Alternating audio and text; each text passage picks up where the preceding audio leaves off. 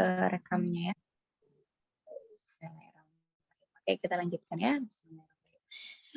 Tadi sampai contoh kombinasi menu makanan Rasulullah SAW. Ternyata juga ada loh hadis-hadis tentang makanan Rasulullah SAW gitu ya. Ketika aku belajar ini tuh kayak, wah hal baru banget gitu. Terus ternyata ada yang makanan-makanan yang bisa memberikan efek bahagia gitu, ternyata ada loh gitu. Itu dimakan oleh Rasulullah SAW gitu ya, yang untuk mengusir kesedihan tuh ada loh makanan khususnya gitu. Jadi seru banget ternyata belajar tentang makanan sebagai salah satu poin yang utama dan mendasar ya dari halal lifestyle gitu. Makanya kenapa topik ini atau buku ini yang kami pilih untuk jadi dasar pembinaan ya teman-teman, insyaallah. Kemudian ada klasifikasi panas dinginnya. Nah, awalnya kita udah bahas nih konsep panas dinginnya kayak gimana, maka nanti selanjutnya akan dibahas lebih detail lagi dengan contoh-contoh gitu ya. Dan seperti yang disebutkan di kata pengantar, konsep keseimbangan yang dihadirkan di sini bukan hanya dari Tibun Nabawi ya, tapi juga ada kedokteran Arab klasik, kedokteran Yunani, kemudian Cina. Jadi akan dibahas konsep keseimbangan makanan yin yang, kemudian konsep keseimbangan makanan asam basa itu juga ada. Menarik ya di buku ini. Nah selanjutnya tadi berkaitan sama syukurnya Teh Vini di awal ya. Ada jam organ. Jadi insya Allah akan dibahas ya tentang jam organ. Ternyata di dalam tubuh kita tuh ada piket-piketnya gitu ya. Jadi nggak 24 jam full time benar-benar gaspol terus gitu ya, tapi juga ada waktu-waktu istirahatnya gitu. Nah nanti kita akan sama-sama belajar insya Allah jadwal organ, dan selanjutnya ada saran dan nasihat serta tanggapan positif yang istilahnya testimoni gitu ya, orang-orang yang sudah membaca buku ini dan mencoba mengikhtiarkan menerapkannya gitu. Karena sekali lagi buku ini implementatif banget dan insya Allah mudah dicerna gitu ya sama teman-teman, jadi bisa jadi salah satu rekomendasi untuk belajar. Ya. Oke, kita lanjutkan pembahasan kita nih ya ke pembahasan utamanya.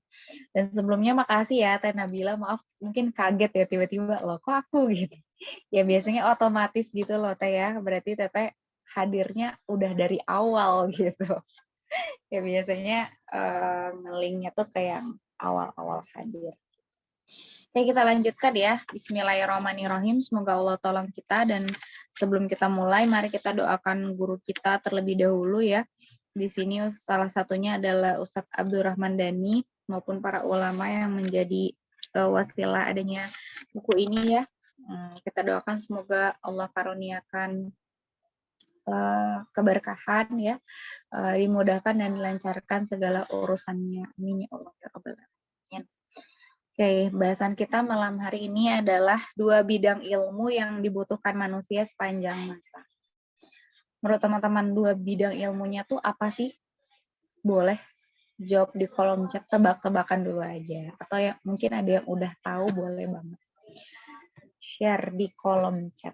Kira-kira 2 bidang ilmu yang dibutuhkan manusia sepanjang masa tuh apa ya? Gitu. Kayaknya penting semua sih gitu.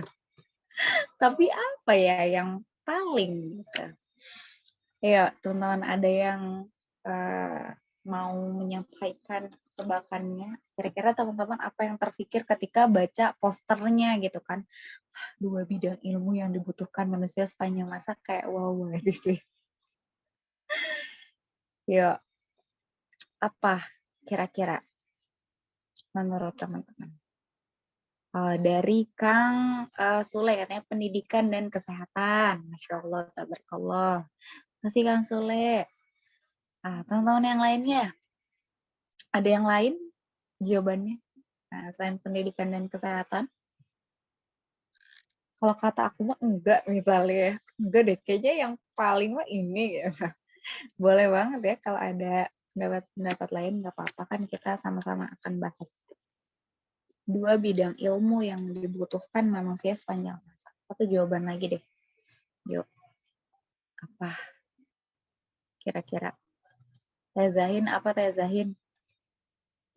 2 bidang ilmu yang kayaknya paling ini ada dari Teh Cecil. Katanya ilmu tentang kehidupan dan akhirat. Insya Allah. Menarik. Dari Teh Hikmawati Agustina, katanya tauhid dan ilmu yang sesuai dengan kebutuhan kita mungkin Teh. Sesuai dengan kebutuhan kita ya. Ya, terima kasih untuk yang sudah menjawab. Semoga dimudahkan dan dilancarkan segala urusannya oleh Allah. Amin ya Allah ya Rabbal Alamin.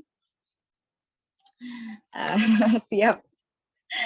Kata Teh Zahin nggak tahu, makanya pengen belajar di sini. Oke ya, Bismillahirrahmanirrahim. Kita akan sama-sama bahas ya. Bismillah. 2 bidang ilmu yang dibutuhkan. Bismillah.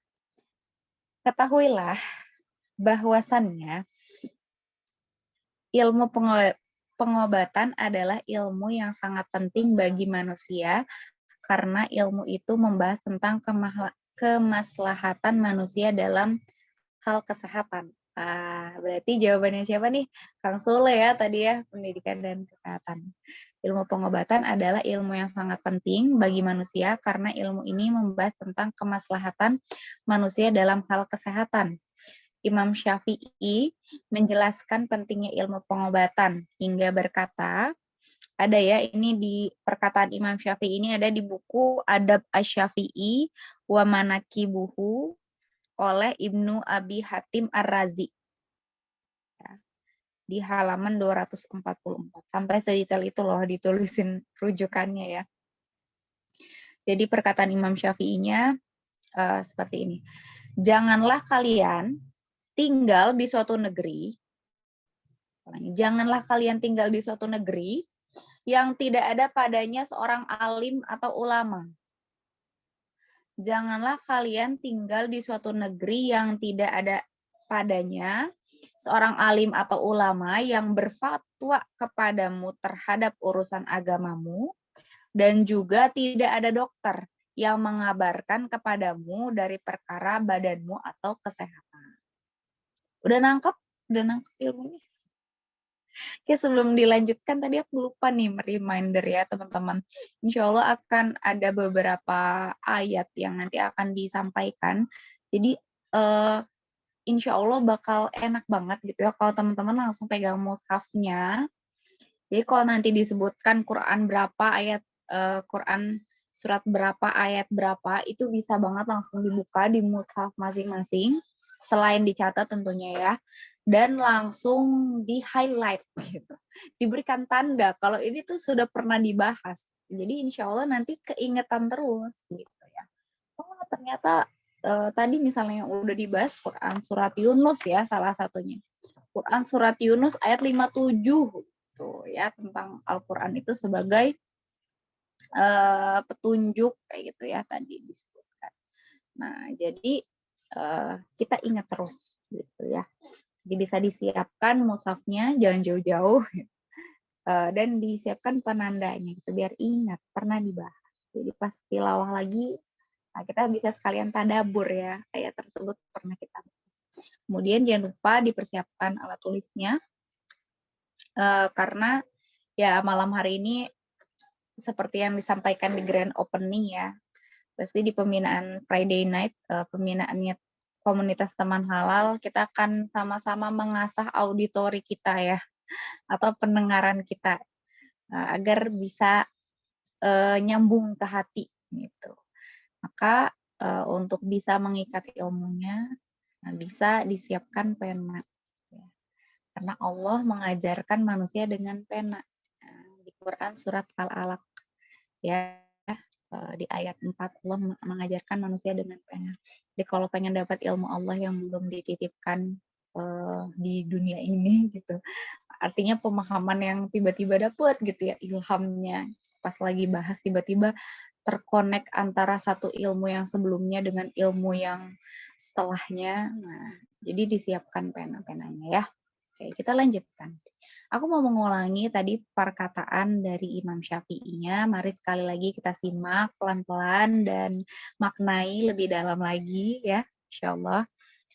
Sekali lagi perkataan Imam Syafi'i ini ada di buku Adab Asy-Syafi'i wa Manaqibuhu oleh Ibnu Abi Hatim Ar-Razi. Bismillahirrahmanirrahim. Janganlah kalian tinggal di suatu negeri yang tidak ada padanya seorang alim ulama yang berfatwa kepadamu terhadap urusan agamamu. Ya, dan juga tidak ada dokter yang mengabarkan kepadamu dari perkara badanmu atau kesehatan. Gitu ya. Jadi ini tuh fatwa ya yang disampaikan oleh Imam Asy-Syafi'i ya dalam buku Adab Asy-Syafi'i tadi. Gitu. Jadi perkataan tersebut itu menunjukkan bahwasannya terdapat dua profesi yang sangat-sangat dibutuhkan oleh manusia sepanjang masa. Dan menunjukkan pula pentingnya dua profesi ini dan juga tentunya ilmu tersebut gitu ya sangat-sangat dibutuhkan sepanjang masa. Yang pertama tadi profesi seorang alim ulama. Nah, penting ya, paling penting. Karena profesi alim ulama ini dibutuhkan untuk mengobati penyakit hati. Untuk mengobati penyakit hati. Dan satu lagi tadi yang disebutkan adalah profesi seorang dokter yang dibutuhkan untuk mengobati penyakit badan. Seperti itu ya. Oke, penyakit yang dijelaskan di dalam Al-Quran itu dibagi menjadi dua. Ya. Penyakit di dalam Al-Quran dibagi menjadi dua. Yang pertama ada penyakit badan.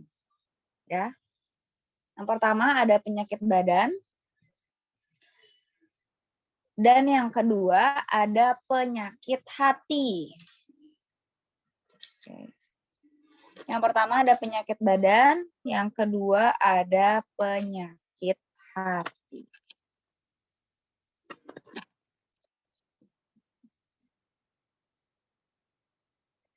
Oke, sebelum lanjut, mari sama-sama kita bahas ada referensi lain. Aku pakai buku Metode Pengobatan Nabi, karya Imam Ibnu Qayyim. Yang ini pentahkiknya Ustadz Abdul Ghani Abdul Khaliq. Ya, judulnya tadi ya Metode Pengobatan Nabi. Ya, ditulis oleh Imam Ibnu Qayyim. Jadi aku pengen sedikit bahas, jadi kita gali ya terkait penyakit tadi kan ada dua ya, penyakit badan dan penyakit hati. Badan itu jasmani. Nah, mari kita buka referensi lain ya, tadi ada penyakit jasmani yang dituliskan di buku ini. Ya, bismillahirrahmanirrahim. Berkenaan dengan penyakit jasmani, Allah berfirman, silakan teman-teman buka di Quran surat An-Nur, ayat 61. Quran surat An-Nur ayat 61. Bismillahirrahmanirrahim. Tidak ada halangan bagi orang buta, tidak pula bagi orang yang pincang, dan tidak pula bagi orang yang sakit. Di sini ada kata orang yang sakit. Allah menyebutkan penyakit jasmani dalam haji, ketika berpuasa dan saat berwudu, tentunya suatu rahasia tersembunyi yang amat menakjubkan yang menjelaskan kepada kita keagungan Al-Quran. Bahwa bila kita memahami dan mengerti kandungannya, kita tidak lagi membutuhkan petunjuk lain. Insya Allah ya. Selain itu, formula pengobatan penyakit jasmani itu ada 3. Oh, ini belum sampai sana.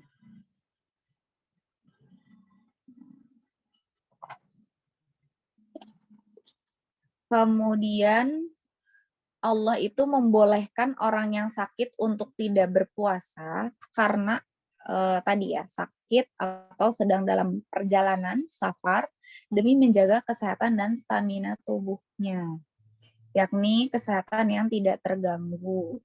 Gitu ya. Jadi salah satu yang Allah highlight ya terkait fisik itu agar bagaimana kondisinya bisa prima, agar bisa maksimal dalam menjalankan tugas kita sebagai manusia, yaitu salah satunya menjadi hamba ya untuk beribadah.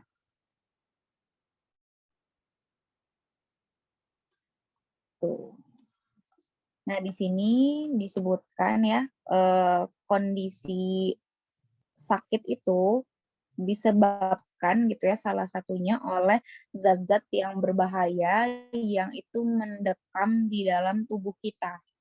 Ya, zat-zat yang mendekam di dalam tubuh kita dan tidak segera diatasi. Contohnya apa aja? Di sini ada 10. Darah apabila sudah bergejolak, mani bila seharusnya sudah keluar, air seni, kotoran, kentut, muntah, bersin, kantuk, rasa lapar, dan rasa dahaga. Rasa kantuk ternyata bagian dari ini juga ya.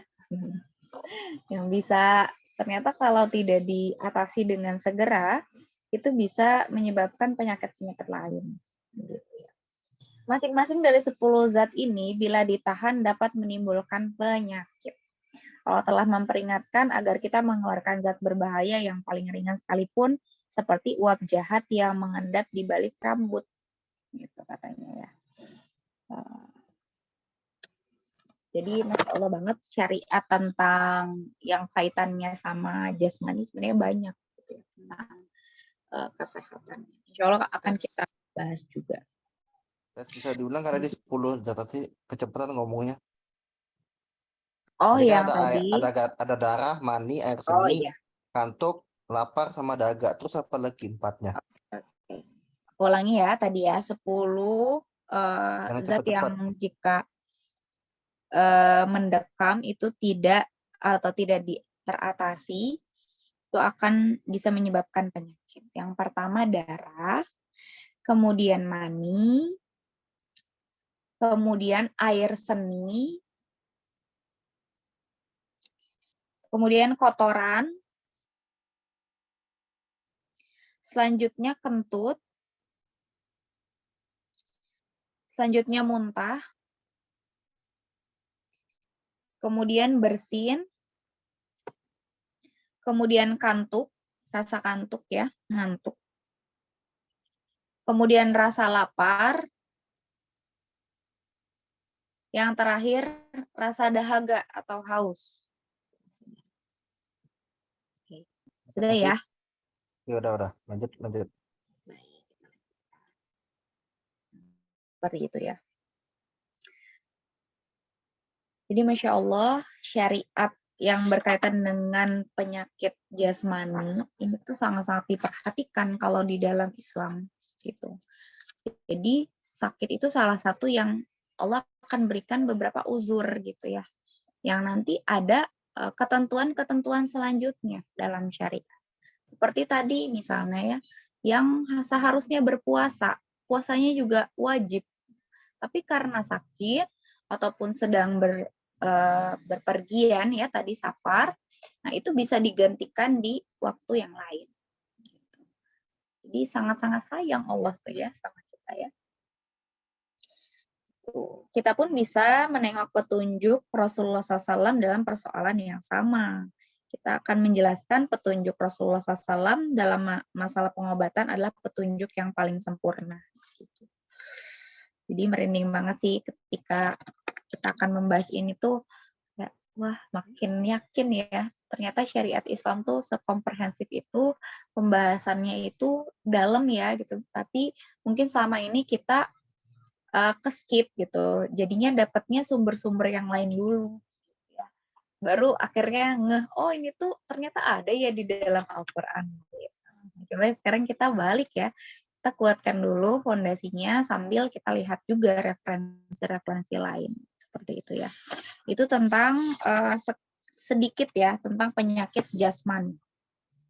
Kemudian kita kembali ke penyakit yang satunya tadi, penyakit hati ya. Jadi ada penyakit badan sama penyakit hati ya. Ada dua ya penyakit dibaginya. Penyakit badan dan penyakit hati. Nah selanjutnya penyakit hati ini dibagi menjadi dua lagi. Penyakit hati itu dibagi menjadi dua lagi. Yang pertama penyakit syubhat. Ya, penyakit syubhat atau ada padanya kerancuan dan keraguan dalam perkara agama. Ini kan sering ya kalau kita bingung sesuatu gitu, ini tuh harusnya kayak gini atau kayak gitu ya. Itu harusnya gini apa gitu ya. Bahkan ketika kita udah tahu ilmunya juga, kadang masih ada keraguan ya di hati kita untuk menjalankan hal tersebut. Misalnya dalam beberapa konteks yang berbeda gitu. Mungkin dalam keseharian ini gitu, tapi kayaknya gini deh gitu ya. Mungkin ada perasaan-perasaan seperti itu dalam menjalankan kehidupan sehari-hari ya, tantangan.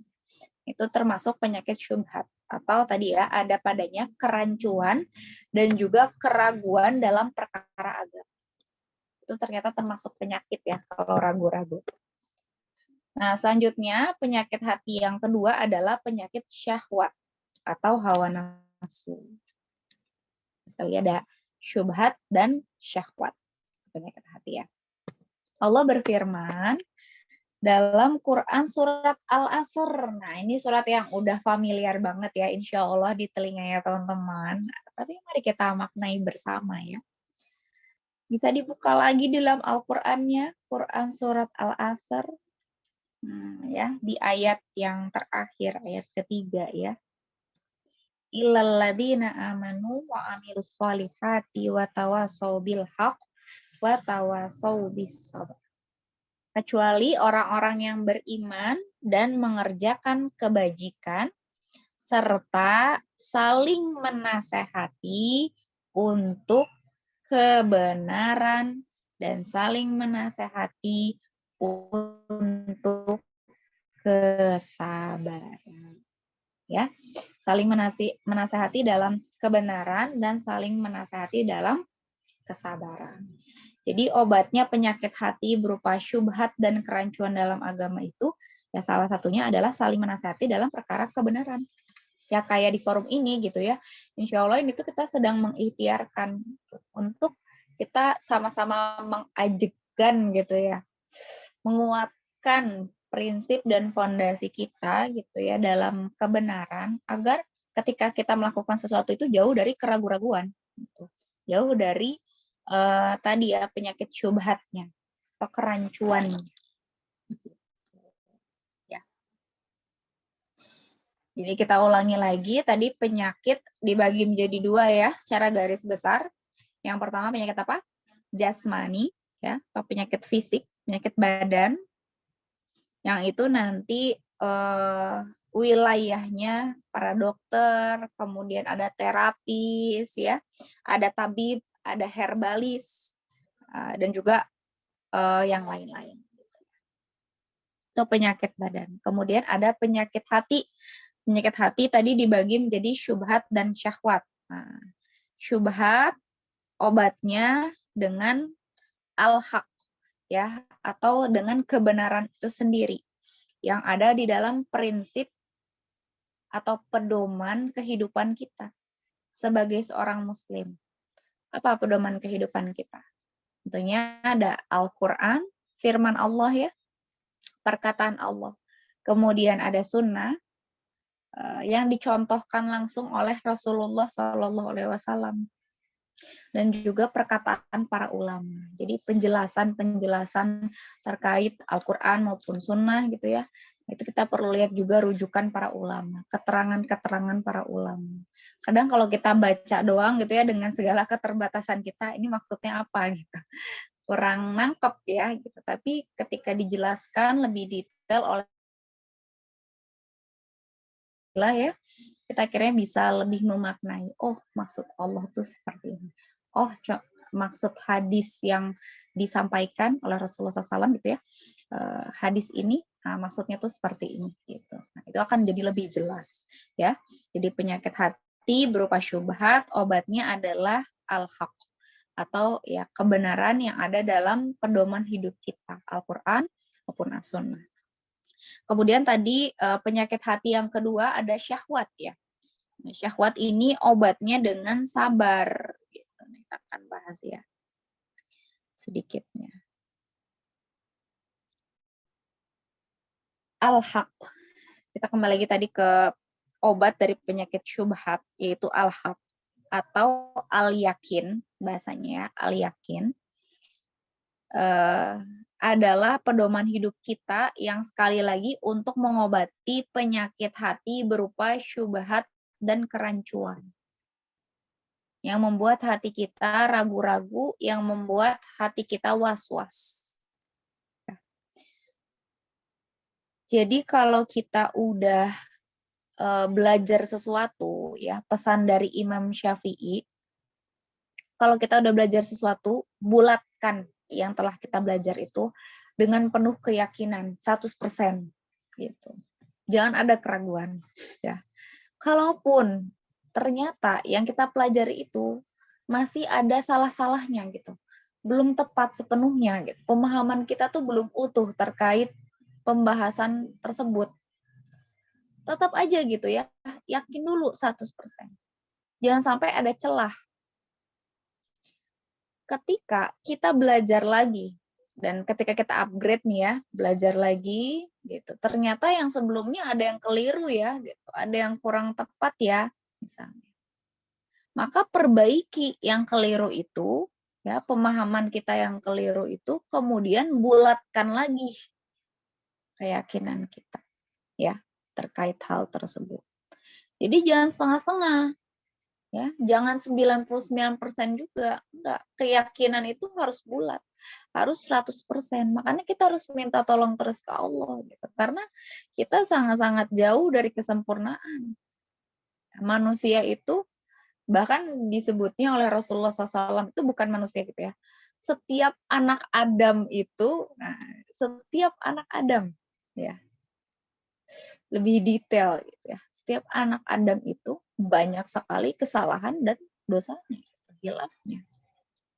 Ya, maka jangan berkutat di poin itunya gitu. Ya jelas hakikatnya kita banyak salah. Gitu. Tapi kalau dalam belajar tadi kita harus mengikhtiarkan gitu ya semampu kita dengan memohon pertolongan Allah. Setelah itu ilmu yang kita pelajari kita dalami lagi, kita gali lagi, kemudian yakin harus bulat tadi. Ya, jangan sampai ada celah sedikit pun, karena ada celah nanti setan masuk, maka akan jadi was-was, kerancuan, keraguan.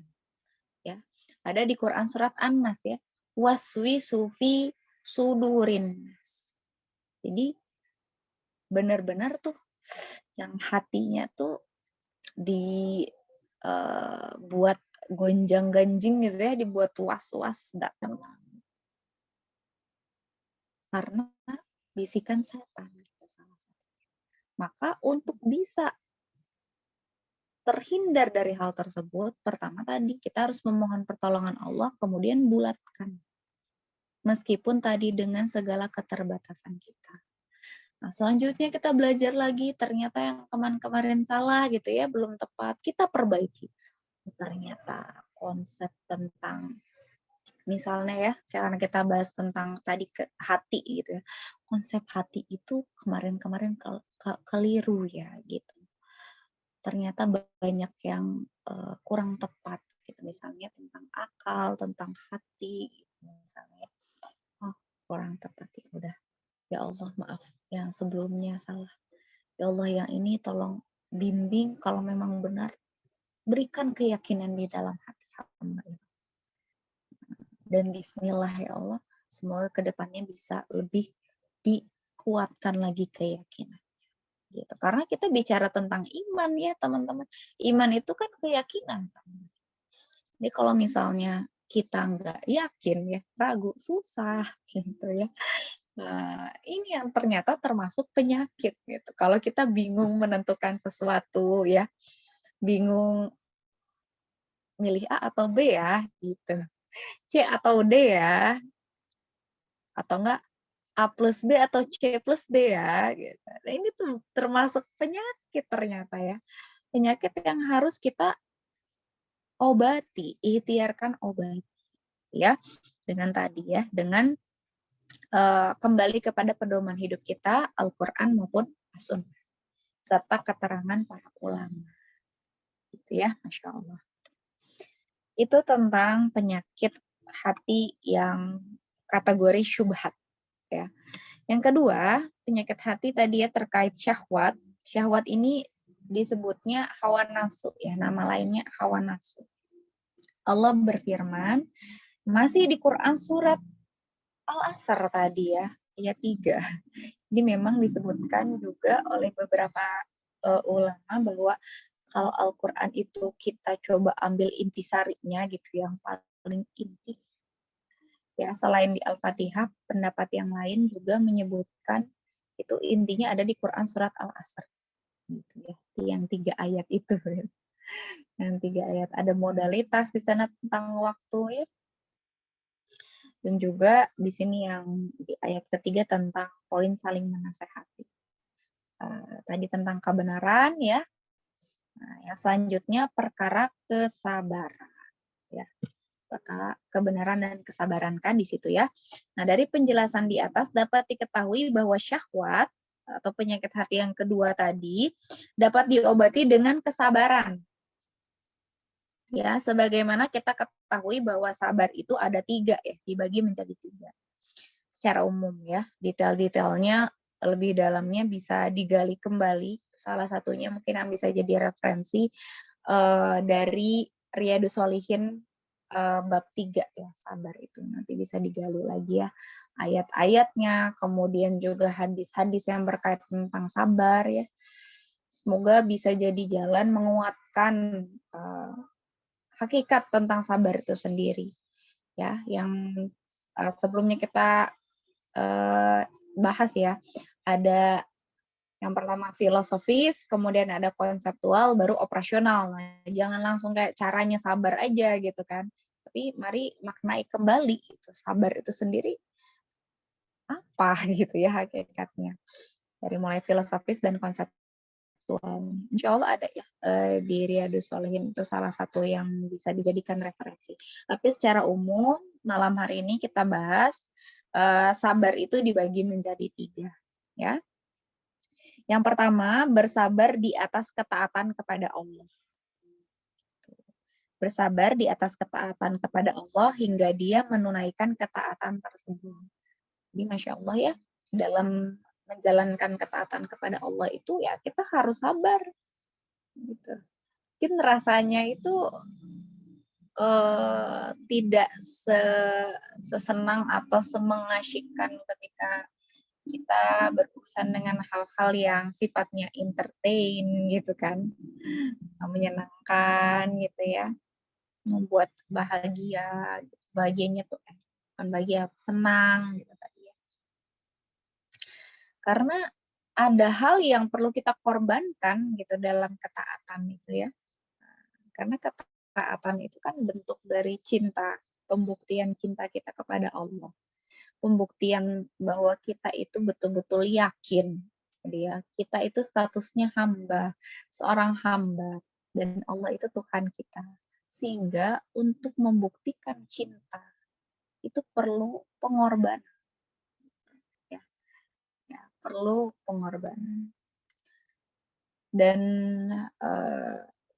ya dalam pembuktian itu ada pengorbanan, dalam pengorbanan itu berarti ada hal-hal yang istilahnya apa ya, tidak kita sukai gitu ya, secara fitrah itu tidak kita sukai, ada hal yang bisa lebih kita sukai gitu dibandingkan hal tersebut ya. Contoh, menuntut ilmu tadi ya, sebagai bagian ikhtiar untuk menghindari penyakit syubhat ya, penyakit hati. Yang pertama tentang syubhat, itu kan banyak yang kita korbankan. Termasuk pertemuan kita malam hari ini, apa saja yang teman-teman korbankan? Pertama, waktu, ya enggak? Ya kan? Teman-teman bisa melakukan apapun, opsi-opsi lain banyak di waktu ini. Ya. Kemudian juga kuota. Kuota bisa dipakai apapun ya, selain masuk Zoom ini. Bisa digunakan untuk YouTube-an, nonton film misalnya ya, di berbagai platform. Sekarang untuk nonton banyak banget ya, platform yang sifatnya entertain gitu. Dan seterusnya. Bisa tidur lah gitu ya, bisa istirahat, bisa segala macam gitu di jam-jam ini. Tapi teman-teman mau berkorban untuk masuk Zoom ini, kan? Jadi ini bagian dari kesabaran. Ya. Sabar di atas ketaatan hingga menunaikan ketaatan tersebut. Bagaimana? kita menunaikannya sehingga husnul khotimah gitu, bisa sampai selesai gitu ya dengan ada yang dikorbankan gitu ya. Jadi sesuai dengan kapasitas teman-teman. Semaksimal teman-teman tuh kayak gimana sih? Apakah memang masuk Zoom ini kemudian eh, ya masuk Zoom ini saja sudah bagian dari maksimal gitu? Atau tadi bisa mengikhtiarkan yang lain? Mencatat kah gitu tadi ya? Mencoba menggali dari tadi mushaf langsung ditandain misalnya ya. Atau open kamera gitu di sini ya. Dan seterusnya. Ya beda-beda. Disilahkan, jujurlah kepada Allah ya. Allah yang lebih tahu tentang kemampuan kita. Itu sudah maksimal atau belum. Dalam sabar, dalam ketaatan hingga menunaikan ketaatan tersebut. Ya, itu yang pertama. Yang kedua, bersabar dari perkara kemaksiatan hingga dia tidak jatuh pada kemaksiatan tersebut. Bersabar dari perkara kemaksiatan hingga dia tidak jatuh pada kemaksiatan tersebut. Jadi menghindari maksiat itu bagian dari ketaatan juga. Tapi lebih spesifiknya itu kan seperti menahan gitu ya tadi ya, lebih ke menahan hal-hal yang tadi ya berkaitan dengan nafsu tadi ya, hawa nafsu kita yang bisa menjauhkan kita pada kemaksiatan. Dan poinnya maksiat itu bukan hanya tentang menjalankan atau menjalankan larangan Allah gitu ya. Bukan. Tapi tidak menjalankan perintah Allah pun bagian dari maksiat gitu ya. Jadi jangan sampai kita salah kaprah juga ya gitu. Kayaknya maksiat tuh dosa-dosa yang kita langgar gitu ya benar-benar kayak misalnya zina gitu atau kita apalagi biasanya yang disebut maksiat.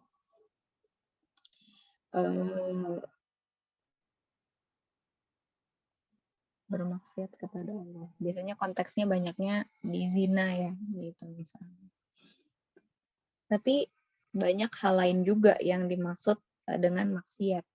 Ketika kita tidak menjalankan perintah Allah itu bagian dari kemaksiatan, gitu ya. Jadi kita perlu bersabar dalam perkara kemaksiatan hingga tidak jatuh pada kemaksiatan tersebut. Salah satu contoh misalnya ketika kita bisa memaksimalkan adab menuntut ilmu, tapi ternyata kita sengaja melalaikan. Dengan sengaja itu termasuk kemaksiatan. Gitu ya. Sehingga sekali lagi kita perlu bersabar. Hawa nafsu kita di jam-jam menuntut ilmu yang jam segini tuh udah mau gitu ya agak kuat gitu misalnya. Udah capek hari ini gitu ya, ingin ini gitu. Fitrahnya seperti itu. Tapi sanggup nggak kita menahan ya dari perkara tersebut? Itu yang kedua. Yang ketiga, bersabar dengan qada dan qadarnya Allah hingga dia tidak mengingkari qada dan qadar tersebut. Jadi enggak berandai-andai. Seringkali kan kita terjebak ya dengan perkataan, andai aja kemarin tuh gini, gini, gini. Pasti enggak gini, gitu kan. Suka ada, andai aja milihnya A gitu ya, enggak B. Pasti aja nggak akan kayak gini. Terus kayak gitu ya.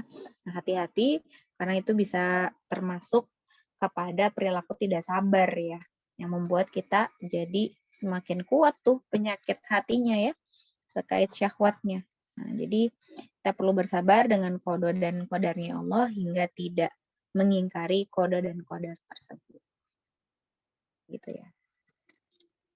Oke, oleh karena itu jelaslah bahwa profesi alim ulama ya dan dokter. Nah, dokter di sini bukan dalam tanda kutip harus gelarnya dokter ya, teman-teman. Maksudnya orang yang punya kapasitas terkait kesehatan, gitu ya, sangatlah darurat dibutuhkan oleh manusia.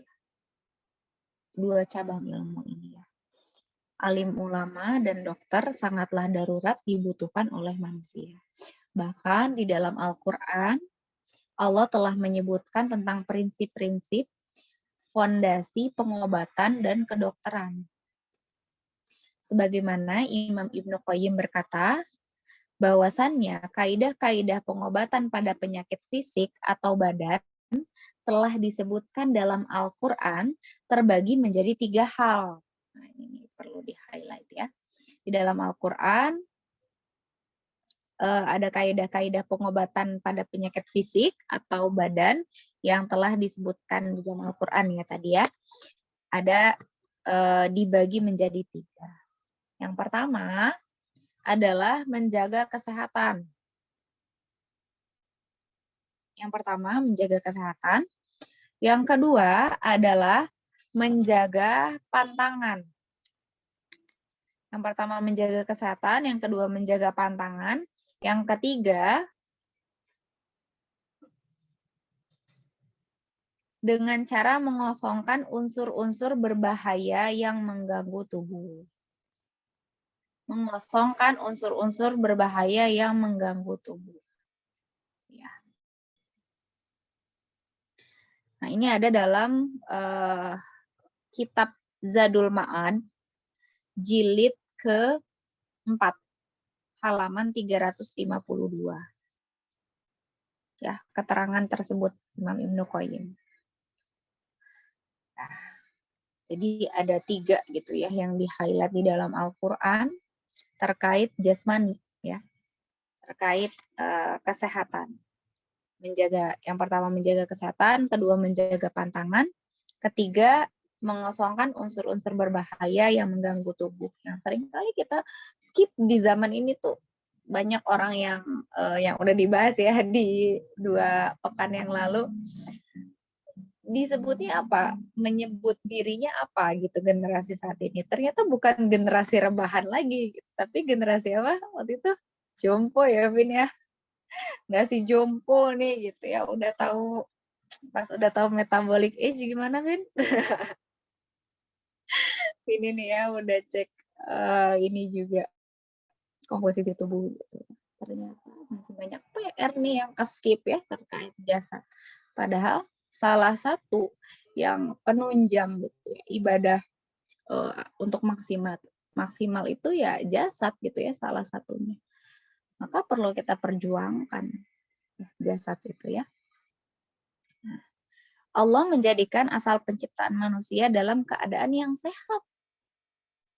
Ya, Allah itu menciptakan kita dalam keadaan yang sehat. Nikmat sehat inilah yang akan ditanyakan pada setiap hamba di hari kiamat kelak. Dari Abu Hurairah, Rasulullah SAW bersabda dalam hadis Tirmizi ya, nomor 3369. Mari sama-sama kita maknai perlahan hadis ini karena jelek sekali. Semoga Allah karuniakan kita hati yang bersih, yang lembut, sehingga bisa memaknai dan mengimplementasi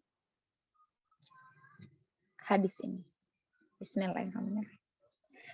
Bahwasannya yang pertama kali ditanyakan dari seorang hamba pada hari kiamat adalah kenikmatan. Bahwasannya yang pertama kali ditanyakan dari seorang hamba pada hari kiamat adalah kenikmatan. Kemudian akan ditanya, bukankah telah kujadikan bagi kamu kesehatan bagi tubuhmu, dan kami telah memberikan kepadamu air yang dingin yang menyegarkan? Ya Allah akan bertanya pada kita seperti itu, teman-teman, dengan penuh kasih sayang tentunya. Di Allah tuh kalau bertanya tuh bukan teman-teman yang mungkin masih takut gitu ya, karena kan sering banget ya orang tuh ya ketika ada pembahasan hari kiamat, hari pembalasan, terus juga akan ditanya segala sesuatunya, kayak serem ya gitu, kayak menakutkan gitu. Tapi mari kita maknai kembali, sebenarnya kita tuh senang loh kalau ditanya, ya nggak, fitrahnya tuh senang nggak sih kalau kita udah siap gitu ya, kita senang nggak sih buat ditanya? Contoh, teman-teman adalah murid yang misalnya rajin banget di kelas, pokoknya to the max banget, setiap ngerjain tugas-tugas tuh pokoknya maksimal banget gitu ya. Nggak mau ada yang ke-skip sedikit pun, pokoknya maximizer banget. Terus ada suatu tugas nih, dari salah satu gurunya teman-teman yang itu tuh memang pelajaran favoritnya teman-teman, misalnya. Kemudian, teman-teman tuh ngerjain, pokoknya semangat banget dikasih tugas itu dan mau maksimal ngerjainnya. Karena pelajaran favorit, ya kan? Bayangkan. Sambil bayangkan wajah guru favorit kita dulu ya. Kemudian, pas kita lihat tugasnya itu memang ternyata banyak banget gitu. Butuh waktu yang lama, itu sekitar 4 harian lah buat ngerjainnya tuh. Tapi nggak masalah buat kita, karena emang suka tadi ya, emang seneng gitu ngerjain. Udahlah teman-teman ngerjain tuh 4 hari, bener-bener maksimal. Yang tidur tuh kayak cuma sejam 2 jam doang gitu buat ngerjain deadline tugas tersebut. Semaksimal itu, cari sumber dari sumber-sumber terpercaya, kesana kemari lihat perpus, nggak cuman internet nggak cukup gitu ya, harus dari literatur yang langsung misalnya. Saking mau maksimal banget. Pertanyaannya teman-teman pengen nggak sih ketika tugasnya itu selesai, ditanya sama gurunya teman-teman itu, gimana tugasnya, gimana PR-nya, gitu. Pengen nggak sih ditanya? Atau nggak mau, dilupain aja gitu, langsung, ya anak-anak, atau sekalian gitu ya, saudara-saudara sekalian, kita langsung ya masuk ke bab selanjutnya ya. Untuk tugas ya udahlah ya, pokoknya kalian cek masing-masing aja. Lebih lebih pengen diapain sih gitu kalau kondisinya kayak gitu udah to the max banget. Kalau kata Teh Ratih di sini ya pengen ditanya ya, kan udah seberjuang itu, ya kan? Dan juga senang gitu ketika dapat tugasnya kan, karena tahu gitu jadi lebih meaningful, hidup ini tuh untuk apa gitu. Ya sebenarnya sama teman-teman kalau kita ngomong tentang akhirat, itu tuh bentuk kasih sayang Allah. Karena Allah Maha Adil, Allah Al-Hakim, Allah Maha Adil. Allah sayang banget sama kita, makanya Allah pengen tanya. Gitu. Iya benar banget kata Mbak Utik di sini ya. Kalau nggak ditanya kayak nggak kayak ada perasaan kayaknya perjuangannya nggak terlalu penting gitu ya. Kita tuh udah 4 hari nih nonstop gitu kan. Udah cari literatur terbaik. Nah, misalnya tugasnya buat suatu paper gitu ya atau apalah yang perlu banyak referensi gitu misalnya. Ya kalau nggak ditanya justru malah sedih ya. Iya betul banget Rati. Jadi kayak untuk apa ya dikasih tugas tapi nggak dibahas sedikit pun. Jadi Allah tuh sayang banget sama kita dan nanti kita harus meyakini yang akan bertanya kepada kita itu yang tahu segalanya. Yang tahu segalanya terkait kita dan sangat sayang kepada kita. Jadi ketika Allah tanya nikmat tadi ya yang pertama kali ditanyakan di hari kiamat adalah kenikmatan, mari kita renungkan gitu. Allah nikmat-nikmat apa nih gitu yang mungkin selama ini kita ke-skip ya, belum mensyukuri. Ya Allah gitu ya. Dan Allah tadi bertanya di dalam hadis ini, bukankah telah aku jadikan kepadamu kesehatan bagi tubuhmu? Ya Allah, kapan kita benar-benar clear gitu ya, memaknai kesehatan kita, metabolisme tubuh kita yang sangat-sangat rumit ya. Bahkan ketika belajar biologi aja seringkali mungkin yang nggak suka ya, banyak ngeluhnya gitu. Apa itu siklus Krebs gitu kan? Apa itu gitu ya? ATP gitu kan. Mungkin kayak pusing gitu ya, malah ngeluh gitu.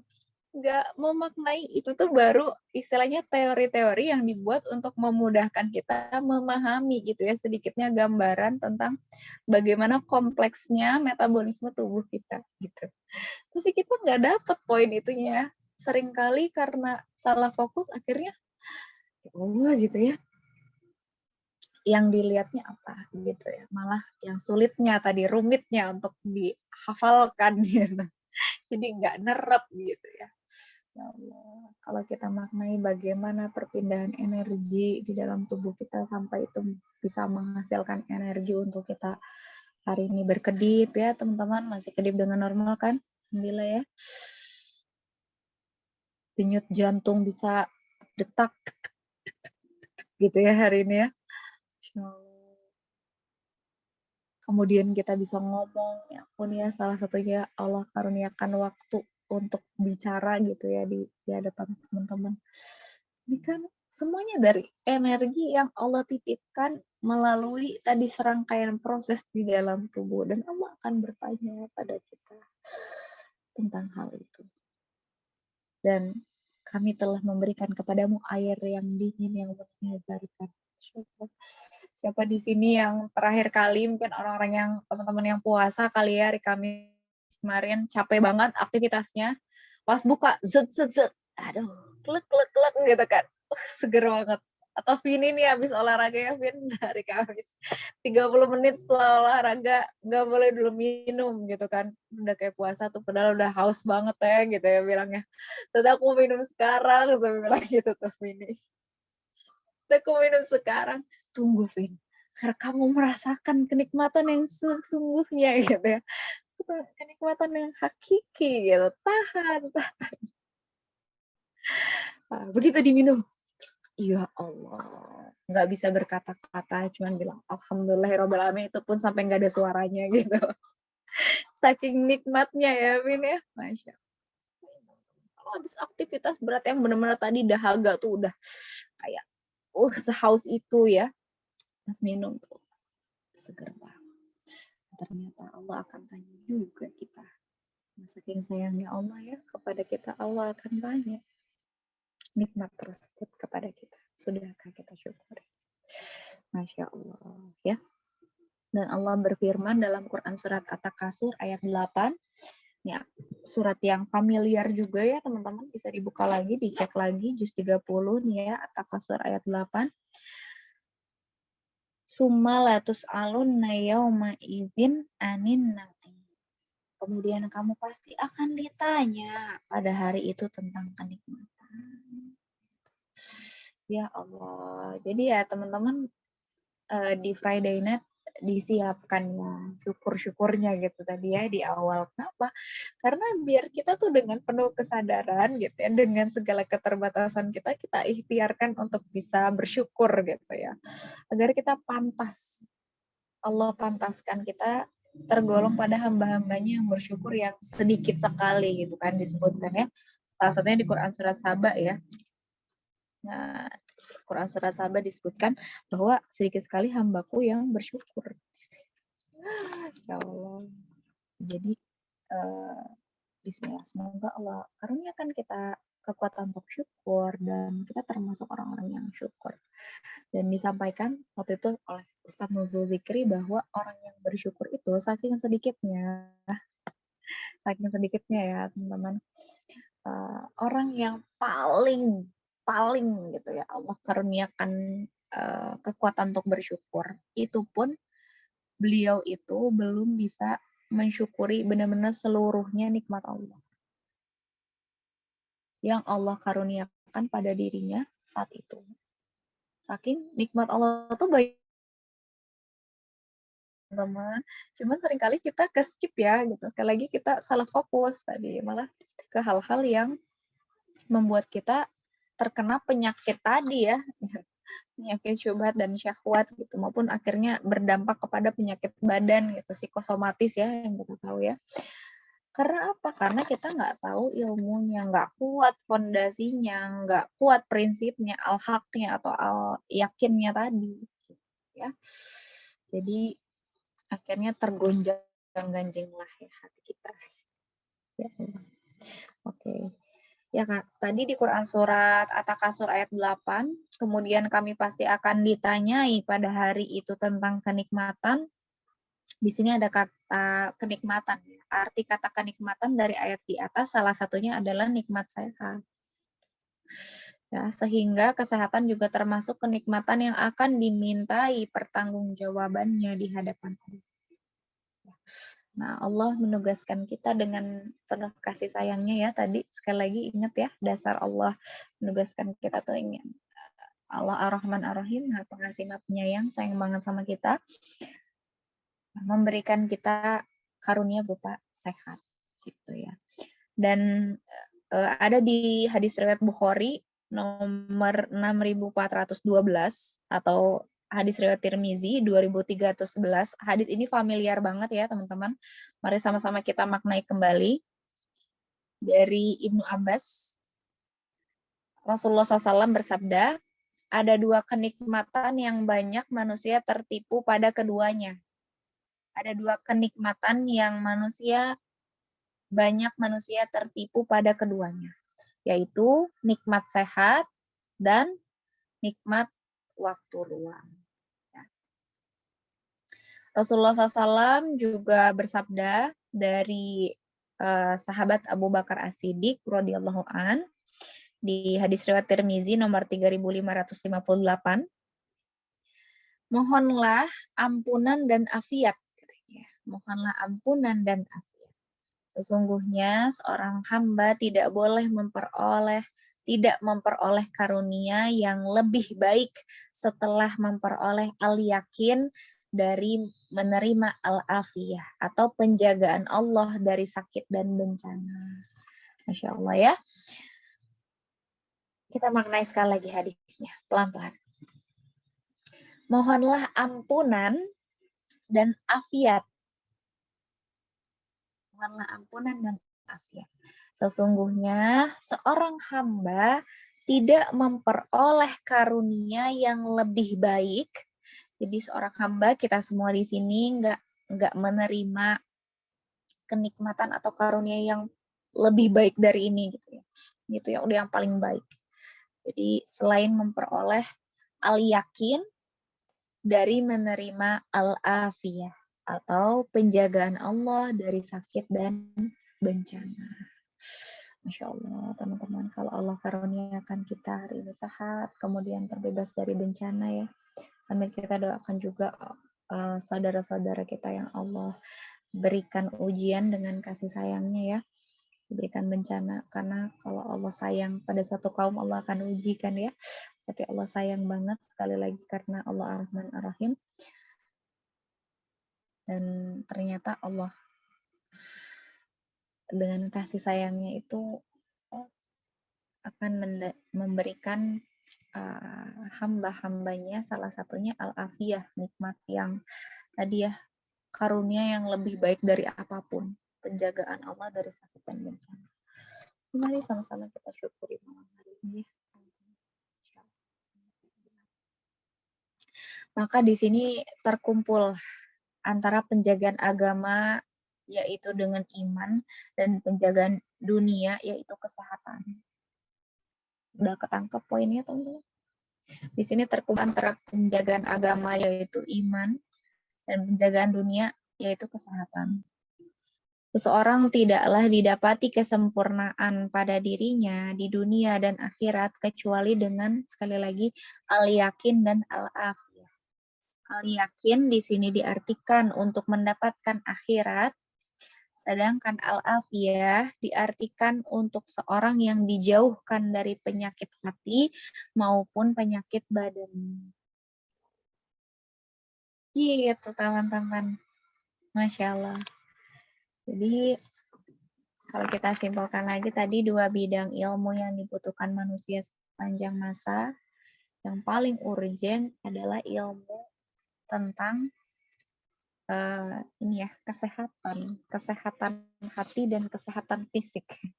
Ya. Maka profesi yang paling utama sebenarnya tanpa mengurangi rasa hormat pada profesi-profesi lain ya, karena yang lain juga dibutuhkan. Hanya saja yang sangat-sangat urgent yang bahkan dikatakan oleh Imam Syafi'i bahwa jangan sampai kita tinggal di suatu negeri yang tidak ada dua profesi ini. Artinya sangat-sangat urgent. Yang pertama tadi alim ulama, ya. tentang ilmu. Yang selanjutnya adalah dokter atau orang-orang yang Allah karuniakan ilmu terkait kesehatan. Insya Allah. Begitu teman-teman. Rinding ya. Jujur, first impression aku ketika baca buku ini dan juga belajar tentang kesehatan, cukup banyak tertampar gitu ya. Kenapa tertampar? Karena ya Allah selama ini tadi ya betul yang disampaikan Rasulullah SAW dalam hadis bahwa salah satu nikmat yang sering dilupakan itu ya sehat gitu, nikmat sehat dan waktu luang gitu. Nikmat sehat ini yang sering banget keskip gitu. Apalagi ketika hal-hal yang ya sifatnya udah otomatis ya tubuh kita tuh yang udah auto gitu ya. Jadinya lupa kita syukuri. Padahal ya Allah gitu, kalau misalnya kita, Allah tuh nggak sayang sama kita gitu ya, pengen kejam, pengen ya udahlah kalau manusia nggak minta, nggak akan dikasih. Gitu. Mungkin detik ini kita nggak hidup teman-teman. Karena tadi pagi lupa belum minta sama Allah agar jantungnya diberikan kekuatan untuk berdegup dengan normal gitu ya, dengan lancar. Nafas ini bisa teratur dan panjang. Mata ini bisa berkedip dengan semestinya ya. Tidak 5 menit sekali gitu ya. Mata kita sampai merah dulu baru ngedip gitu. Ya Allah, dan itu tidak kita minta ya. Mungkin dengan urusan-urusan dunia kita yang lain karena kita lupa tentang hal tersebut. Ya, jadi semoga dari episode kali ini, materi kedua tentang halal lifestyle ini sama-sama nge-reminder kita tentang hal-hal yang selama ini mungkin kita lewatkan gitu kan. Seperti tujuan Friday Night di awal ya. Nah, kita sejenak berkumpul untuk apa? Untuk bisa menyadari sama-sama membangun kesadaran kita terkait hal-hal yang selama ini kita lupakan gitu ya. Saking cepatnya kehidupan saat ini, waktu saat ini serba nggak sempat gitu ya. Tiba-tiba udah Desember lagi, tiba-tiba Desember aja udah pertengahan juga gitu kan. Dan ngerasa secepat itu waktu, banyak yang belum terkerjakan mungkin ya, banyak yang masih terlalaikan. Ternyata ketika kita gali lebih dalam, lebih banyak lagi gitu yang kita lalaikan gitu. Semoga ketika kita belajar dan tadi ya kita sadar hal-hal yang kita lalaikan bukan membuat kita jadi sedih gitu ya, jadi pesimis yang ya Allah bener aja aku tuh banyak dosa gitu ya. Ya Allah aku tuh bener aja gini. Bukan ya teman-teman. Jadi belajar itu harus membuat kita semakin optimis bahwa ini tuh bentuk kasih sayang Allah. Kita masih di reminder, masih diingetin kayak tentang hal-hal yang sempat terlewatkan oleh kita. Yang semoga ke depannya ketika kita sudah sadar kembali terkait hal-hal yang kita lewatkan ini bisa kita kembali maksimalkan ya, sehingga dalam pemaksimalannya itu menambah keimanan kita kepada Allah gitu ya, dan membuat hidup kita tuh lebih bermakna, lebih ringan lagi, lebih tenang, lebih bahagia gitu dari sebelumnya, insya Allah. Wallahu a'lam bishawab. Mohon maaf atas segala kekurangan dan kehilafan untuk pembahasan malam hari ini. Semoga bisa bermanfaat dan dimanfaatkan ya bahasannya. Aku kembalikan ke Vini, mungkin kita bisa sharing-sharing tipis lah ya terkait apa yang teman-teman maknai. Mungkin bisa 1-3 orang lah ya maknai dari apa yang sudah kita bahas malam hari ini. Dipersilahkan, Vini. Oke, Masya Allah, Alhamdulillah. Terima kasih banyak Teh Fitri yang sudah menjelaskan dan mengajak memaknai terkait apa sih yang dua hal yang bukan dua hal sebentar, yang dua bidang ilmu yang dibutuhkan manusia sepanjang masa, dan Masya Allah ya, nyambung kemana-mana ya, nyambung juga ke tadi, ke yakin dan al-afiyah, terus ke apa, kesabar juga gitu ya, ke 3 jenis sabar dan lain sebagainya, ternyata nyambung kemana-mana gitu ya. Padahal apa sih, sekilas tuh apa sih gitu ya, tapi kalau dimaknain lagi tuh lebih dalam lagi, makin digali, makin kita pelajarin, makin kita maknai, makin terbukalah gitu ya, hal-hal yang wah sebelumnya belum tahu dan ya belum dimaknai, yang jatuhnya jadi terlalaikan. Mungkin ya, alhamdulillah Allah tunjukkan juga dengan adanya Friday Night malam ini, sehingga bisa makin menyadari sebenarnya apa-apa sih yang udah Allah titipkan di kehidupan kita. Dan oke, tadi mau mungkin ada sharing-sharing dulu nih dari teman-teman yang sudah menyimak dan kemudian mencatat poin-poinnya. Tadi juga kita bahas tentang di surat At-Takasur gitu ya, ayat 8, terus ada Al-Asr juga gitu yang kita highlight juga gitu ya di Quran masing-masing. Nah, mungkin ada yang teman-teman rasakan gitu setelah mendengarkan materi hari ini, atau misalkan ada hal-hal yang oh sebelumnya tuh aku nggak ngeh gitu, nggak kebayang kalau misalkan bakal kayak gitu keterkaitannya. Mungkin teman-teman bisa sharing di sini, boleh raise hand, terus bisa mengutarakan apa aja gitu ya, maksudnya yang berkaitan mungkin setelah mendengarkan sesi hari ini.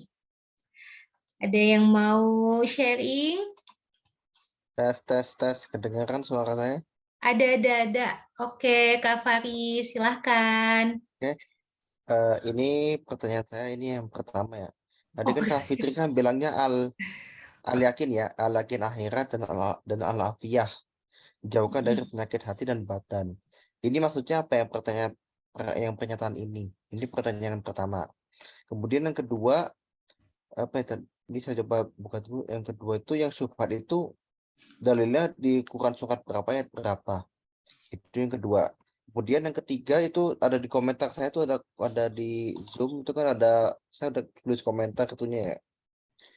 Coba dijawab aja komentarnya. oke. Dah.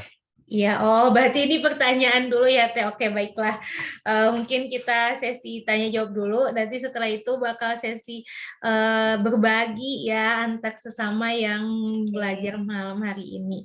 Mungkin Teh Fitri bisa bantu menjawab 3 pertanyaan. Pertama, pertanyaan yang al-yakin dan al-afiyah itu gimana maksudnya? Terus yang kedua tentang ayat apa surah apa yang menjelaskan tentang tadi ya, apa sih tadi, mana yang tadi udah ditandain padahal ya Allah Syubhat. ya, syubhat ya.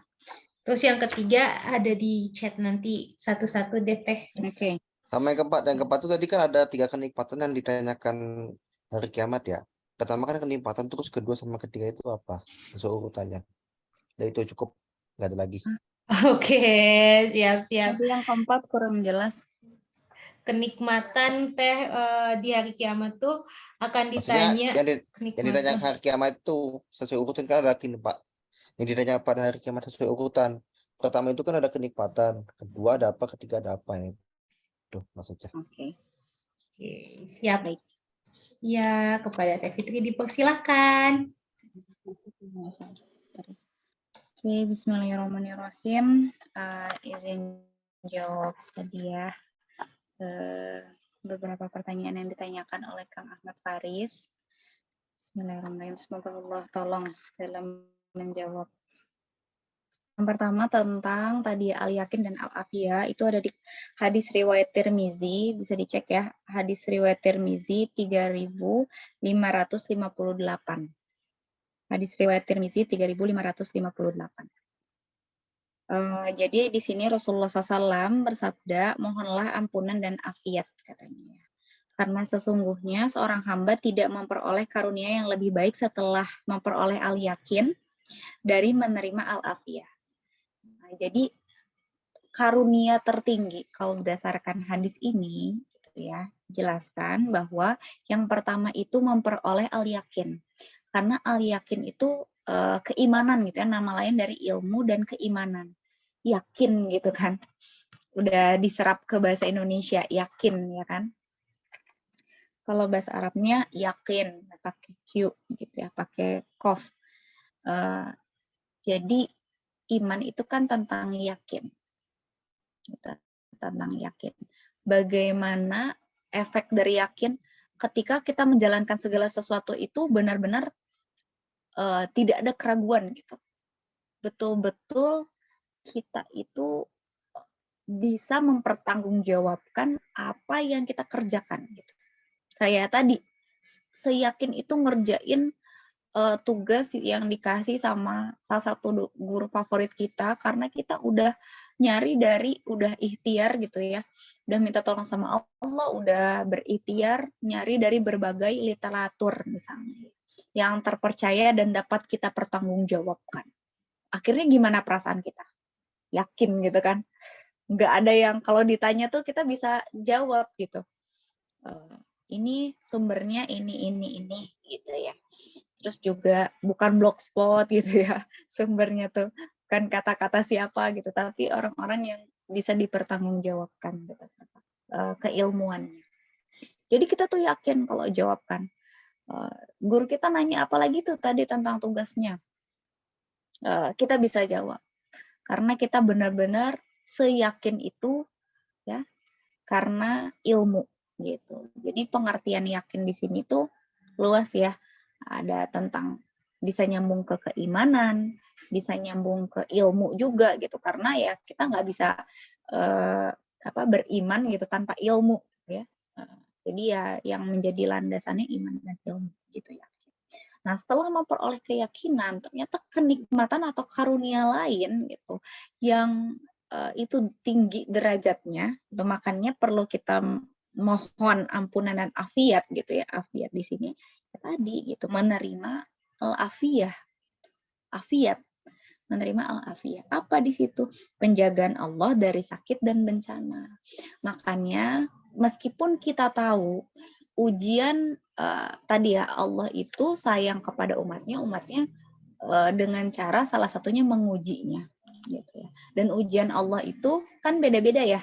Ada yang memang ujian kenikmatan, ada yang ujian berupa kesusahan, hal yang tidak enak. Itu ada di Quran surat Al-Anbiya ayat 35 kalau nggak salah. 35 atau 25. Ntar kita cek dulu. Quran surat Al-Anbiya pokoknya di kiri bawah. Kita cek dulu ya untuk menguatkan. Surat ke-21 bisa dicek.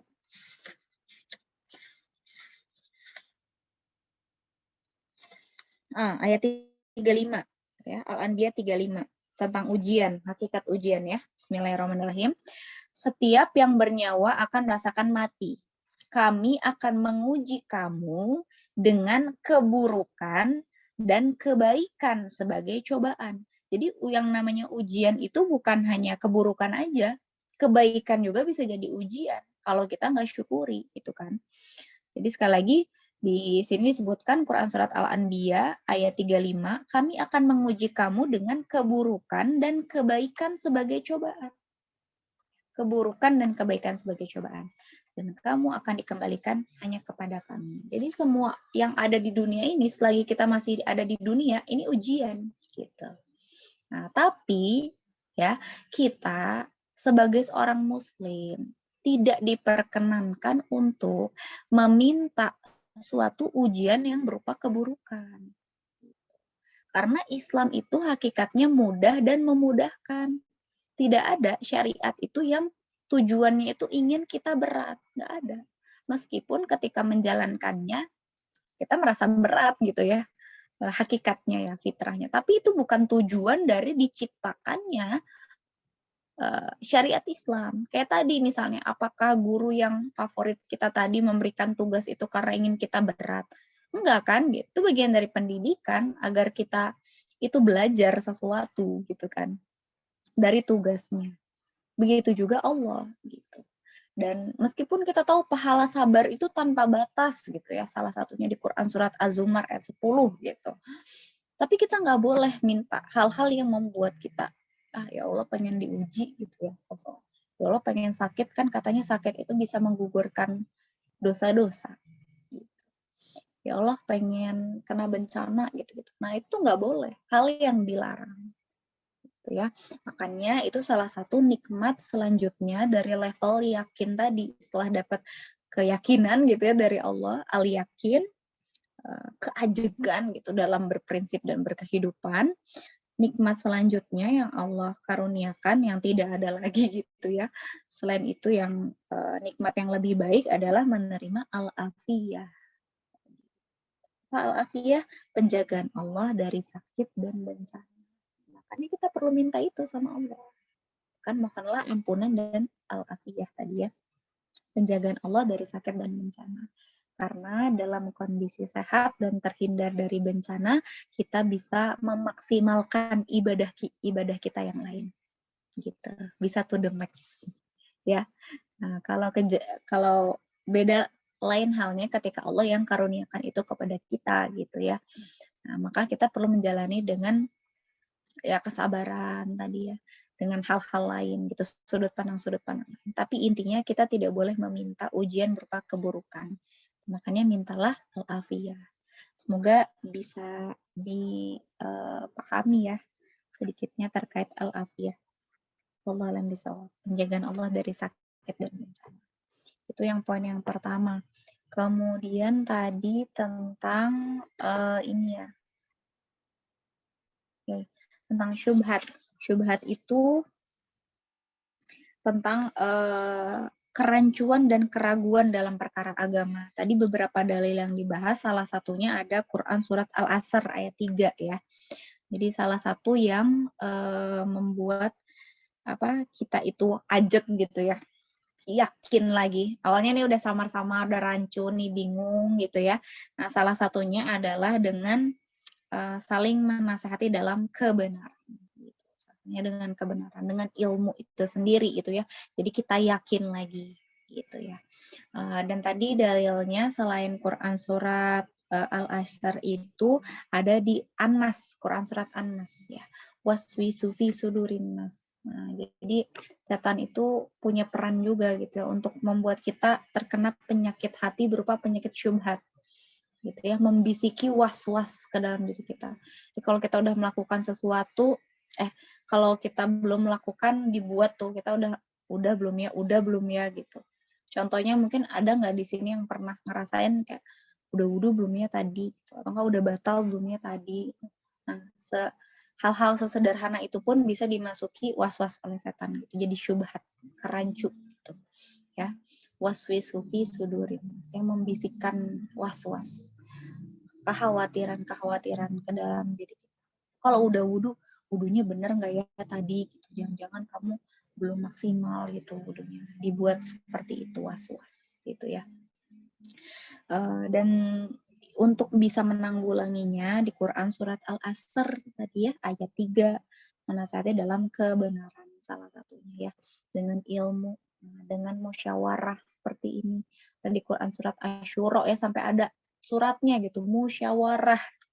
Dan itu perintah musyawarah itu dari Allah itu untuk Rasulullah SAW. Bayangkan manusia terbaik yang sudah dijamin surga, sudah dimaksum juga gitu. Tapi sama Allah masih diperintahkan untuk bermusyawarah. Artinya dalam proses saling menasehati seperti ini gitu ya, ini ada keberkahan-keberkahan yang Allah titipkan. Sehingga sekali lagi nanti nyambungnya kemana? Menambah al-yakin kita. Gitu. Menambah al-yakin kita dalam pengambilan keputusan. Itu salah satunya ya. Ada ijtihad di sana. Itu ya, tentang syubhat. Kemudian yang ketiga tadi ini ya, tentang kapan ketemu offline ya. Allah, bismillah, semoga Allah karuniakan kesempatan ya untuk bisa ketemu offline. baru rencana, nanti insya Allah kalau anak-anak teman hal sendiri kan banyak yang di Bandung ya, mungkin akan coba dirutinkan sebulan sekali di Bandung. Nah, untuk domisili-domisili lain ya, untuk regional lain, nanti kita akan jadwalkan gitu ya, insya Allah. Tapi memang belum ada. Kalau di sini Kang Ahmad Faris di domisili Depok ya, berarti masuknya ke daerah Jabodetabek ya, regionalnya. Nah, semoga ada kesempatannya bisa kita segera selenggarakan ya, mungkin di tahun depan. Kita coba susun jadwalnya. Nanti untuk informasi lebih lanjut, kapan ada temu-temu offline-nya gitu, insya Allah akan disampaikan di grup ya untuk selanjutnya. Kita pelan-pelan masih ada perapihan-perapihan terlebih dahulu ya, karena ini pun pembinaannya baru kita mulai kembali. Gitu. Jadi mohon doanya dari teman-teman semua. Kemudian ada ditanya tentang Instagram ya. Aku pribadi nggak punya Instagram. Jadi kalau ada yang nyari Fitri Nur Afifah, nanti kayaknya nggak nemu gitu. Atau kalaupun ada, bukan Fitri Nur Afifah yang ini. Ya karena aku nggak punya Instagram pribadi ya guys ya. Dan sekalian mau mohon doanya untuk teman-teman. Jadi qadarullah Instagramnya teman halal itu lagi nggak bisa diakses gitu ya. Jadi per Jumat lalu terakhir tuh aku posting informasi tentang Friday night di Jumat lalu ya, Jumat malam lalu. Kemudian di hari besoknya ada trouble gitu. Kalau nggak salah trouble awalnya tuh karena ada ada notifikasi tentang percobaan login mencurigakan gitu dari suatu daerah gitulah, ada ya di luar negeri gitulah, nama daerahnya aku lupa. Akhirnya perlu mengisi beberapa data gitu ya, perlu mengisi beberapa data untuk dicek ulang sama pihak Instagramnya gitu. Katanya akan dalam 24 jam gitu akan diceknya. Tapi ternyata sampai sekarang belum bisa diakses, malah juga pengguna tidak ditemukan kayak gitu lah ya. Nah, jadi ya mohon doanya sama teman-teman kalau misalnya Allah masih mengizinkan untuk sharing via Instagram, mungkin akan Allah kembalikan gitu ya. Kalau enggak ya mungkin harus diikhtiarkan dari jalan-jalan lain. Ya tenang aja sih gitu. Efeknya nih ya teman-teman, itu tenang gitu ya. Maksudnya kalau dulu kayaknya reaksinya tuh bakal reaktif yang wah tuh udah sampai belasan ribu gitu kan. Kita konten bikinnya dari awal gitu, perjuangan gitu kan. Mungkin bakal kayak gitu reaksinya. Tapi kan la haula wala quwata illa billah. Ya, nggak bisa apa-apa tanpa pertolongan Allah. Terus juga semuanya tuh punya Allah gitu dan akan kembali kepada Allah. Jadi kalau memang bukan takdirnya dakwah via Instagram ya udah gitu bisa dimaksimalkan yang lain gitu. Tapi harus bergantung sama Instagram gitu. Jadi ya mohon doanya yang terbaik kalau teman-teman ada mungkin kontak ataupun ya teman gitu ya yang bisa bantuin ngurus-ngurus yang kayak gini. Ya boleh lah ya nanti coba DM aku aja gitu. Ya jadi semoga terjawab ya Kang Ahmad Faris. Aku nggak punya sosial media pribadi selain WhatsApp. Jadi ya bisa dimaksimalkan di WhatsApp aja ya. Biasanya update-nya di web story aja. Gitu ya. Tadi yang keempat apa ya? Masih ada pertanyaannya. Yang keempat. Yang keempat apa, Vin? Yang keempat itu tentang ini yang kiamat nanti bakal di hari kiamat bakal ditanyain tentang kata Kak Faris itu ada 4 ya. Pertama tentang kenikmatan, terus yang kedua, ketiga, keempat apa katanya teh? Oke. Ya, bismillahirrahmanirrahim. Tentang hari kiamat, sebenarnya itu banyak ya untuk dalil-dalil yang membahas terkait hari kiamat dengan detail gitu ya. Tapi Dan di sini kita nggak bahas urutan dulu ya, karena sebenarnya semuanya akan ditanya gitu di hari kiamat. Cuman yang pertama kali akan ditanya gitu ya, disampaikan di sini tentang kenikmatan kayak gitu. Untuk detail urutannya sih perlu dikaji lagi ya, urutannya. Pernah waktu itu belajar tapi perlu murojaah lagi nih ya sepertinya. Ada hadisnya ya kalau nggak salah 5 hal yang akan ditanya, diingatkan tuh ya kisi-kisi pertanyaannya. Tentang waktu, tentang ilmu, tentang apa lagi? Selain kesehatan. Lupa, nanti coba dicek and recheck ya, dicek and recheck lagi. Semoga ada kesempatannya buat bahas itu ya, Kang Faris. Insya Allah jadi notes di aku ya. Ya, Mbak, Tapi makasih. ya siap, sama-sama Kang. Tapi bisa dibuka Quran Surat Al-Anbiya ayat 47. Bismillahirrahmanirrahim. Dan kami akan memasang timbangan yang tepat pada hari kiamat, maka tidak ada seorang pun dirugikan walau sedikit.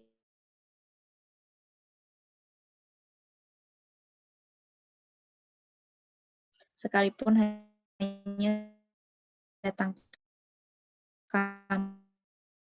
perhitungan. Itu kalau kita sebagai muslim harusnya bukan kayak takut berlebihan gitu ya. Maksudnya takut berlebihan tuh wah takut hisapnya gini. Tapi harusnya lebih optimis gitu kalau menghadapi hari kiamat tuh. Kenapa optimis gitu? Bukan ngerasa lebih banyak kebaikannya gitu ya, bukan sombong karena itu juga bukan gitu, tapi kita yakin gitu bahwa hari kiamat itu adalah pembuktian bahwa Allah itu maha adil. Karena kalau kita lihat gitu ya, dengan segala dinamika yang terjadi sekarang, banyak ketidakadilan yang secara langsung kita bisa lihat gitu ya. Nah, mungkin terkait kasus-kasus yang sedang berlangsung juga gitu, ada greget-greget sendiri mungkin ya kalau yang mengikuti kasusnya ya.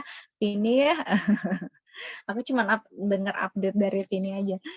Jadi enggak, dan maksudnya ada yang disembunyikan, ada yang tidak dikatakan. Terus juga kalau kita lihat secara luas ya, overview-nya misalnya ada orang-orang yang dengan mudahnya gitu, istilahnya modalitasnya banyak gitu ya, dikatakan dapat privilege gitu ya, lahir dari orang keluarga yang kaya lah misalnya ya. Terus juga artinya kaya lebih dari cukup gitu ya. Kemudian ada orang-orang yang ditakdirkan ya ternyata justru dari sebaliknya gitu, orang-orang yang cukup gitu tapi secara kehidupan tuh kurang gitu ya, dirasa kurang gitu. Itu kan kalau kita ya lihat sekilas gitu kayak nggak adil gitu ya kan. Nah itu semua akan Allah, ada harganya di sisi Allah gitu. Itu semua ada harganya di sisi Allah, ada pertanggungjawaban. Tentunya hisapnya akan berbeda orang-orang yang tadi dikaruniai kenikmatan dengan kecukupan harta dan kelebihannya, serta orang-orang yang dengan keterbatasannya gitu. Nanti beda gitu hisapnya. Di Allah tuh maha adil, akan ditunjukkannya di sana. Apapun nanti akan ditanya gitu. Cuman kalau terkait urutan tadi perlu kita kaji lagi ya pembahasannya. Tapi sekali lagi semuanya akan ditanya. Semuanya. Dan sekali lagi jangan takut, itu semua bentuk kasih sayang Allah. Jadi tugas kita adalah minta tolong sama Allah agar kita diberikan kekuatan untuk senantiasa ikhlas, jujur, dan bisa memaksimalkan tugas-tugas kemanusiaan kita selama kita masih ada di dunia dan masih Allah karuniakan nafas. Alhamdulillahirrahmanirrahim. Insya Allah, terima kasih banyak Teh Fitri yang sudah menjawab pertanyaan langsung 4 ya Teh. Masya Allah, semoga pertanyaan-pertanyaan yang ada jadi jalan terbukanya ilmu-ilmu yang lain gitu.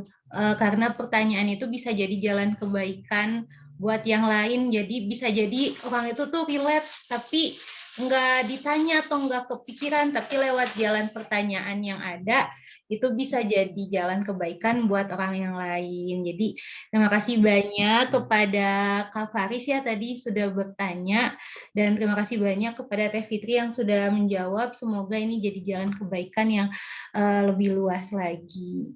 Nah, karena sudah jam 22.02, mungkin ada satu orang dulu yang mau sharing terkait tadi yang sudah kita maknai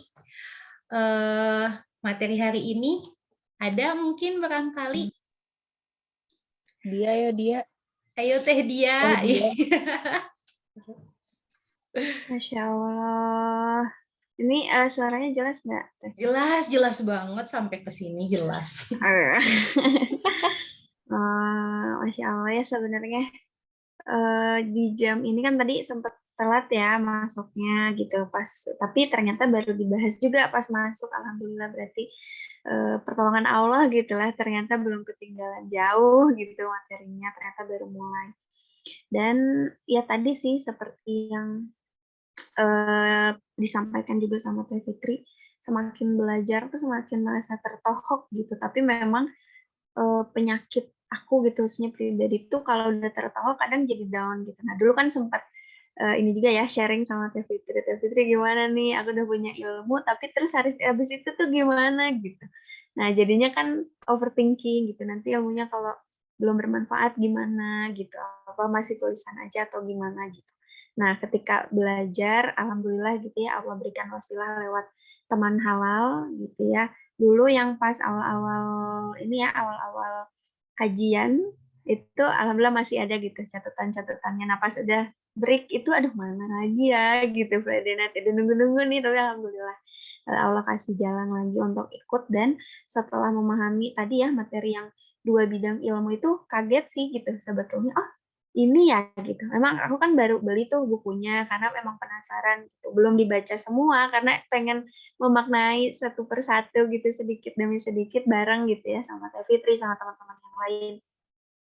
Dan memang kayak kesehatan itu sesuatu yang itu tuh dekat banget sama kita karena kan ini tubuhnya ada potensinya tuh Allah kasih ke kita masing-masing gitu, tapi jarang disadari gitu. Padahal ini yang paling dekat untuk kita syukuri gitu sebelum jauh ke yang lain gitu. Makanya aduh kalau ngomongin kesehatan kayaknya banyak banget zolimnya gitu ya ke diri sendiri gitu. Tapi kalau udah belajar alhamdulillah gitu dikasih sedikit demi sedikit kayak pencerahan gitu, oh ternyata betapa nikmatnya gitu punya tubuh ini, karena kalau sudah dicabut gitu nikmat sehatnya itu wah nggak enak ya, mungkin terasa juga sama yang lain. Dan memahami diri gitu kayak kesehatan, terus nantinya kan nyambung ke konsumsi gitu ya, apa yang kita konsumsi gitu untuk ikhtiar kita menjaga tubuh kita itu ternyata wah banyak banget PR-nya gitu. Setelah belajar salah satunya lewat teman halal jadi tahu gitu, yang dulu nggak tahu kalau daging babi itu ya udah gitu daging secara real daging gitu, nggak tahu kalau ternyata tulangnya gitu kan, terus apalagi ya kayak bulunya itu bisa tersebar di banyak benda gitu ya. Iya gitu. Ternyata banyak yang belum diketahui gitu. Terus bukan cuman daging gitu, tapi tempatnya juga misalnya nggak jual babi, tapi tempatnya di dekat orang yang jual babi gitu, ternyata itu tuh bisa berpotensi juga gitu. Nah kayak gitu-gitu tuh hal-hal yang itu memang harus dipelajari perlahan gitu, dan dengan belajar itu jadi lebih aware ke kesehatan kayak tadi nikmat sehat yang seringkali tadi diabaikan gitu.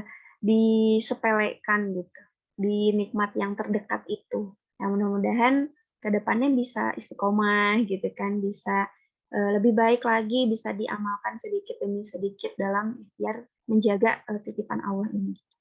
Mungkin itu ya, itu lebih ke curhat kayaknya ya, bukan sharing. Gak apa-apa tuh Teh, Masya Allah. Terima kasih banyak ya Teh Dia udah sharing-sharing. BTW berarti bukunya udah ini ya, apa sih, baru gitu ya, bisa di, apa sih kalau namanya yang itu, unboxing, udah di unboxing ya Cie, dan udah Iya, alhamdulillah. malam ini dipelajarin. Bisa foto iya, ya. ini nih bukunya teman-teman. Alhamdulillah. Alhamdulillah, Masya Allah, bisa langsung dicoret-coret kan, ini bisa ada space Iya, kosongnya betul. kan. Ya nggak kelihatan, nggak ditunjukin.